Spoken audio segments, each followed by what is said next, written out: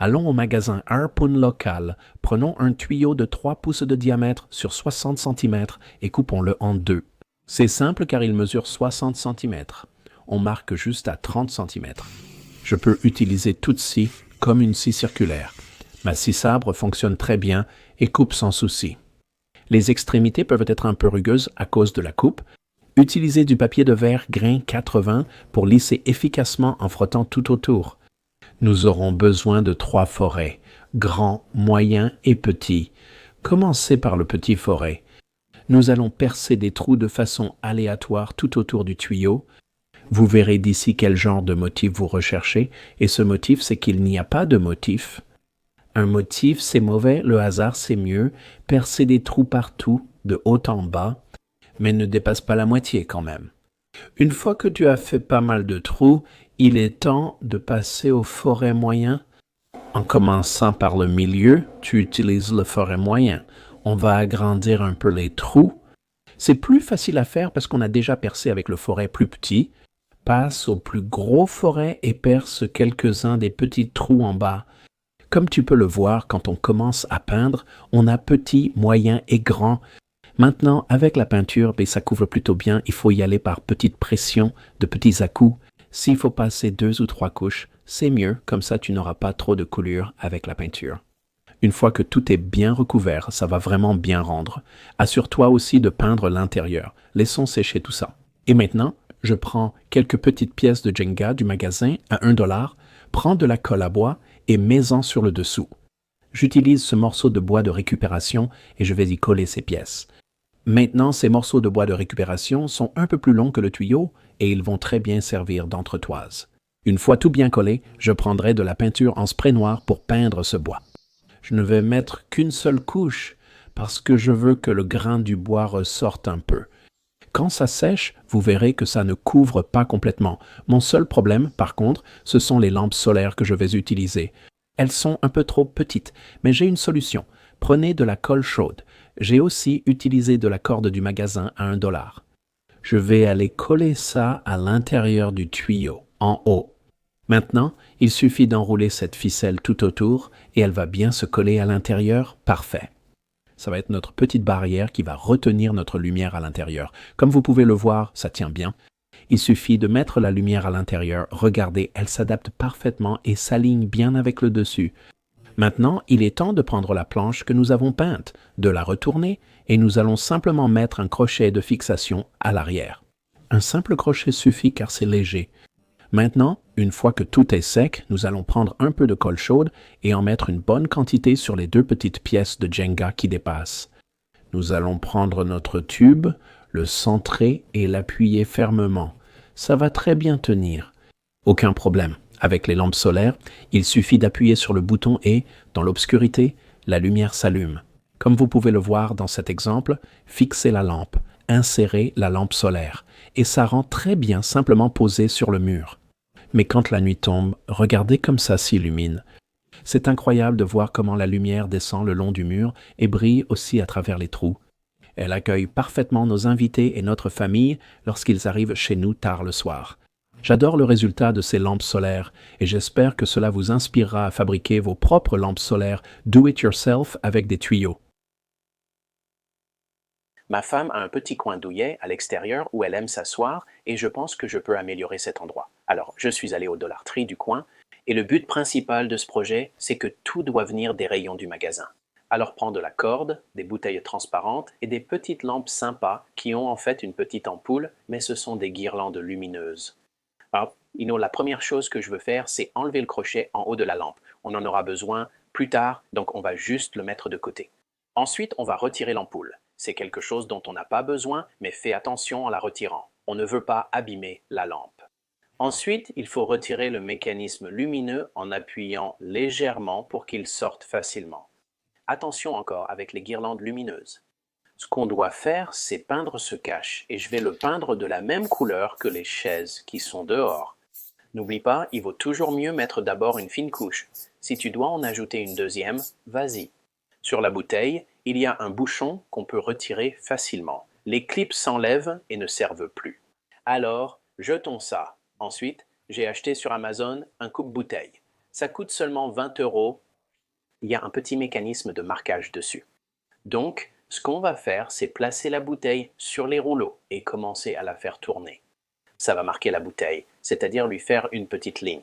Maintenant, ce que vous voulez faire, c'est entendre ce bruit. Ça veut dire que vous êtes en train de couper à travers la bouteille, mais ça ne la coupera pas complètement. Cela va simplement afficher une ligne de coupe. Mais ensuite, ce qu'on doit faire, c'est faire bouillir de l'eau, puis juste à côté de l'eau, on va en mettre dans de l'eau froide et il faut qu'elle soit très froide. C'est comme ça qu'on sépare le fond de la bouteille. Maintenant, mets la bouteille dans l'eau bouillante pendant bien 30 secondes. Une fois que tu l'as mise dedans et qu'elle est bien chauffée, tout de suite, mets-la dans l'eau glacée. Ce qui se passe ensuite est incroyable. Elle va se séparer le long de la ligne de coupe. Regarde-moi ça. Parfait. Le fond s'enlève et tu obtiens une ligne bien plate et lisse. La prochaine chose à faire, c'est de remettre les lumières à travers notre cache-pain et de le reclipser. Ajoute un peu de colle si besoin, ça devrait se mettre directement. Maintenant, prends un bocal en verre, il va maintenir notre bouteille à l'envers. Ce qu'on doit faire, c'est prendre de la colle E6000 et l'appliquer autour du bord. Maintenant, je ne vais pas en mettre partout, juste à 4 endroits, parce que ce que je veux faire, c'est mettre de la colle chaude là où je n'ai pas mis la E6000. Ça va maintenir le couvercle en place pendant que la colle sèche. Donc, une fois qu'on a mis la colle chaude assez rapidement, on va mettre les lumières à l'intérieur de la bouteille. Posez le couvercle et maintenez-le fermé le temps que la colle sèche. L'autre colle séchera en même temps. Ensuite, on prend cette corde qui est intéressante car elle contient du métal à l'intérieur, ce qui lui permet de garder sa forme. Alors, mettez un peu de colle chaude sur le goulot de la bouteille, laissez-la prendre, puis on va commencer à l'enrouler tout autour du goulot. Cela donnera un joli design. Montez le long du goulot à votre guise. Une fois que vous arrivez au bout, mettez encore un peu de colle chaude à cet endroit. Cela va le maintenir en place, puis vous pourrez couper l'excédent une fois que ce sera bien fixé. Ensuite, prenez cette ficelle supplémentaire qu'il vous reste et nous allons la passer dans le crochet de la lampe. Allez-y, faites-la simplement passer à travers, laissez un peu de longueur dépasser. Et un peu comme nous l'avons fait avec le goulot de la bouteille, nous allons simplement l'enrouler tout autour, ça lui donne un petit style sympa et original. Maintenant, il est temps de retourner dehors. J'ai ajouté une deuxième chaise, pris une souche comme table d'appoint, attrapé un peu de notre limonade maison préférée et commencé à accrocher les lumières. J'en ai fabriqué 3 et nous les avons installées. Et ce que j'ai fait, c'est lumière numéro 1, lumière numéro 2 et lumière numéro 3. Et ça a créé un après-midi d'été parfait. Allez-y, servez-vous un peu de limonade.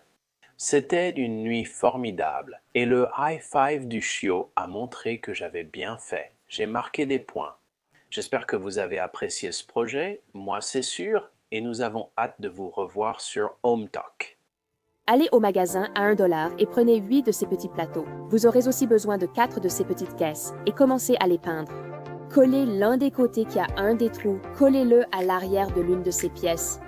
Et maintenant, on va former une forme de U, puis on va appuyer le tout ensemble. Construisez le suivant, collez tout ensemble, attendez que ça sèche. Une fois que tout est assemblé, mettez de la colle sur le dessus. Et maintenant, on va venir placer ces petites mini-caisses qui ont des lattes sur les côtés et laisser sécher le tout. On peut maintenant mettre ça dans la cuisine et choisir où tout placer. Voilà le résultat. Et ça va vous faire gagner de la place dans votre cuisine. Donc, on va commencer avec 12 de ces petites caisses vraiment mignonnes de chez Dollar Tree. D'abord, on va les coller ensemble.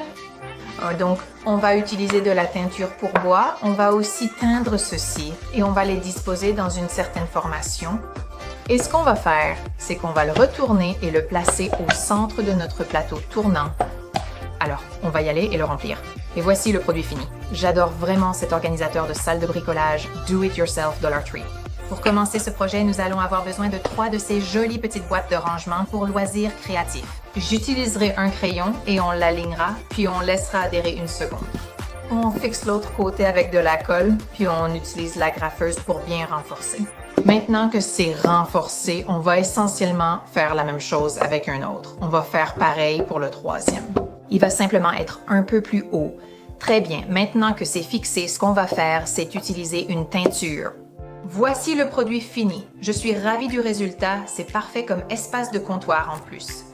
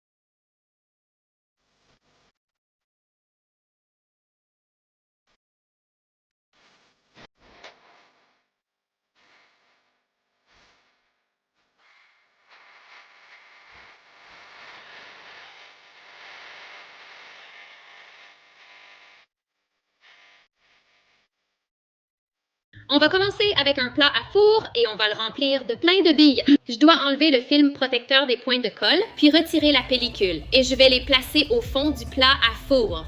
Je vais les retourner. Comme vous voyez, ça glisse bien. Je prends une grille et relève chaque côté. Maintenant, je vais redresser ces grilles de refroidissement et je vais attacher le haut des grilles ensemble ainsi que le bas. Je place les points de colle sur la plaque de cuisson, puis j'y colle les grilles de refroidissement. Et je vais appuyer fermement pour m'assurer qu'elles adhèrent bien. J'espère que cela vous donnera envie de créer votre propre plateau tournant Dollar Tree avec une grille de refroidissement. E6000 dans notre magasin à $1 tableau noir. Mettez 4 points de colle, E6000 à l'arrière du tableau noir, appuyez et laissez sécher. Accrochez-le au mur avec des crochets commons et des crochets en S. C'est un endroit idéal pour ranger vos clés et y accéder facilement. Écrivez des notes sur le tableau noir. Accrochez des pinces et porte-crayons du magasin à $1 sur une grille de refroidissement. À partir de là, vous pouvez remplir l'intérieur avec du maquillage, des pinceaux, des fournitures de bureau, tout ce dont vous avez besoin. C'est vraiment mignon et très facile. J'ai acheté une grille de refroidissement et un bac au magasin à $1. J'ai placé la grille de refroidissement à l'intérieur du bac et à partir de là, j'ai pu organiser parfaitement les couvercles de Tupperware. Prenez une grille de refroidissement et pliez-la en U avec des pinces. Soyez délicate en faisant cela, car les barres de la grille de refroidissement pourraient se casser si vous n'êtes pas prudente. Maintenant, l'étagère secrète n'existe plus et il est tellement plus facile d'accéder à tout. Accrochez une grille de refroidissement verticalement avec des crochets adhésifs pour y suspendre écharpes, bijoux, ustensiles ou lunettes de soleil. Les possibilités sont vraiment infinies.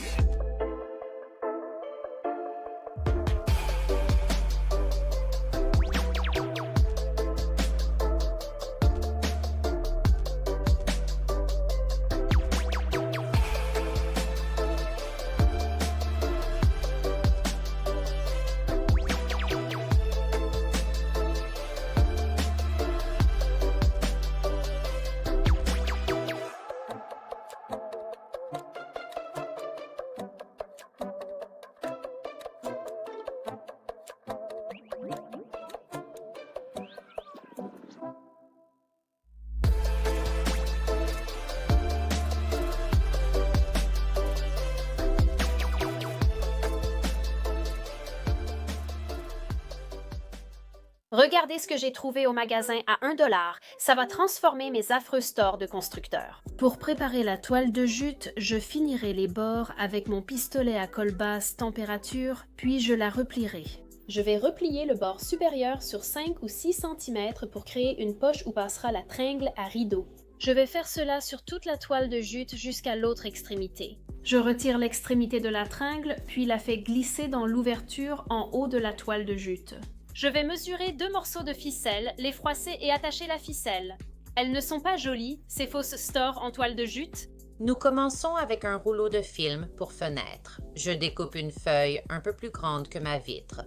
Avec un crayon, je dessine un motif, puis je découpe chaque pièce lentement. Alors, vaporisez votre fenêtre avec de l'eau, puis prenez la première pièce découpée et placez-la délicatement sur la fenêtre. Utilisez la raclette à chaque fois en appuyant bien, puis coupez simplement ses bords ici. Vous devez vous assurer de sécher toute l'eau en excès. Maintenant, j'ai un peu d'intimité dans cette salle de bain. Donc, on va commencer avec ça. Morceau de cellophane ici, donc je vais tracer la ligne ici. Je vais continuer et couper. Ça. Il suffit de mettre un transparent. Point, où tu pourrais mettre un... Très transparent. Et puis, je vais placer le Cellophane sur... La colle et le verre. Donc, Je vais y aller. et Continuez à mettre le... colle et le cellophane en haut sur...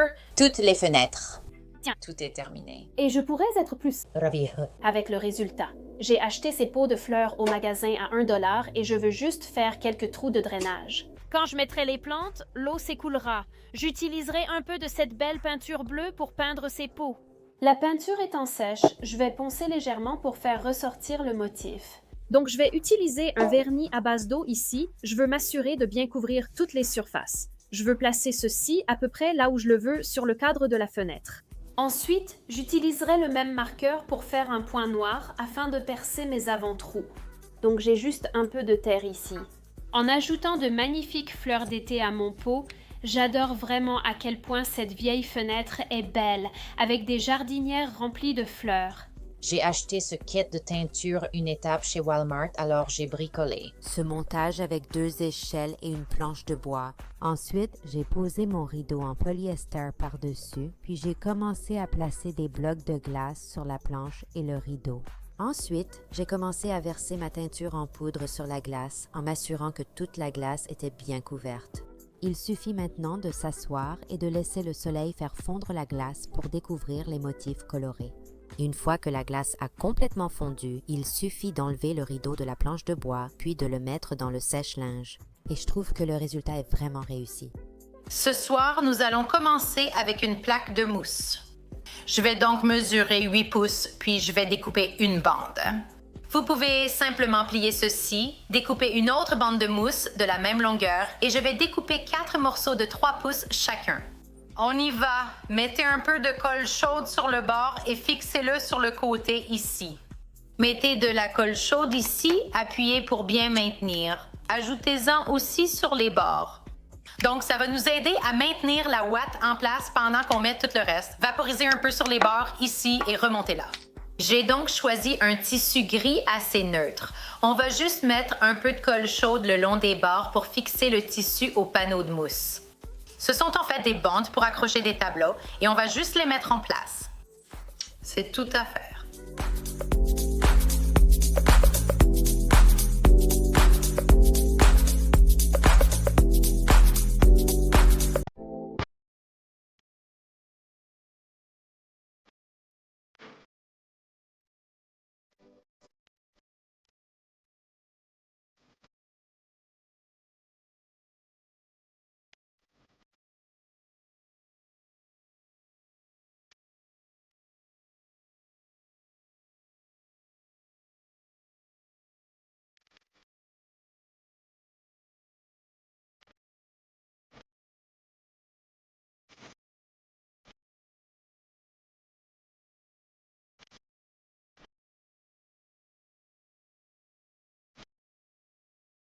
J'adore le changement que j'ai fait. Sur le point de m'y tenir. J'adore le changement que j'ai fait.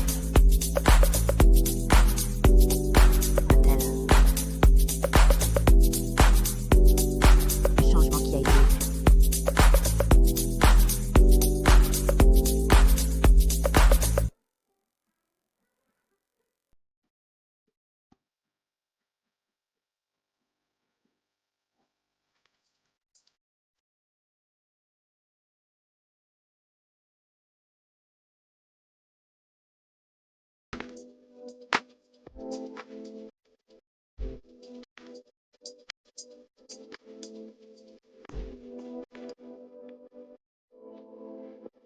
Dans la ville de Londres.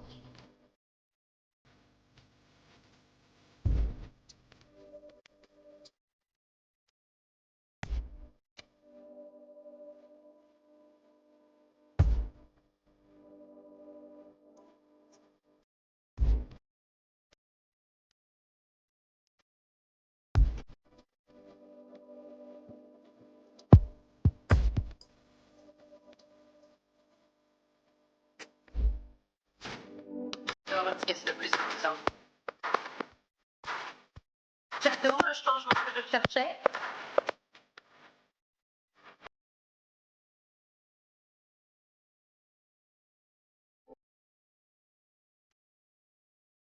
Le changement est celui-là. Tellement, tellement,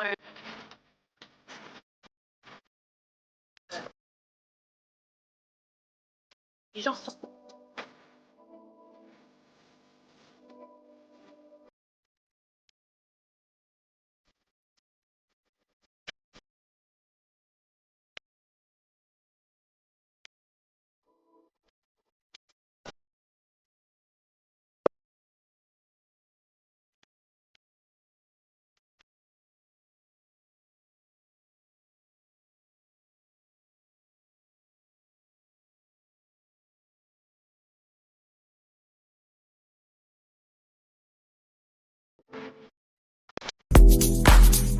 J'adore le changement que je suis. Un changement que je suis tellement différente.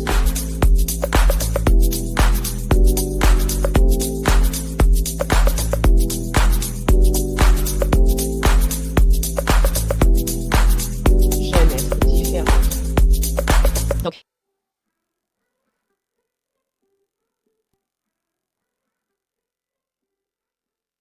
je suis allée au magasin et j'ai pris des cerceaux, ainsi que de la peinture en spray noir mat. J'ai emmené les cerceaux dans mon jardin et j'ai décidé de les fixer à ma maison avec des petites agrafes pour volailles. J'ai inséré un bout de cure-pipe dans le trou et fixé le cerceau en tordant les extrémités. J'ai assemblé les cerceaux avec du ruban isolant noir. Pour fixer la plante, j'ai déplacé chaque tige avec précaution, en regroupant certaines et en suivant la courbe du cerceau. J'adore le look de mon nouveau treillis. Très facile à faire. Quand la plante pousse, je peux juste ajouter d'autres cerceaux. J'ai acheté 3 boules en polystyrène au magasin à 1 $ et je vais mettre un bâton dans chacune. Voilà, c'est simple. Donc, je veux peindre chacune de ces boules et je vais d'abord les recouvrir de colle. J'ai plein de paillettes colorées que je viens d'acheter au magasin à 1 $. Il suffit de l'enfoncer légèrement dedans. Donc, je vais prendre ce côté avec la colle et commencer à le rouler. Je vais recouvrir cette boule de magnifiques pierres en verre, puis appliquer un spray de vernis transparent. Ces boules décoratives de jardin étaient très simples à créer avec quelques articles du magasin à 1 $. Elles étaient rapides à faire et embellissent le jardin.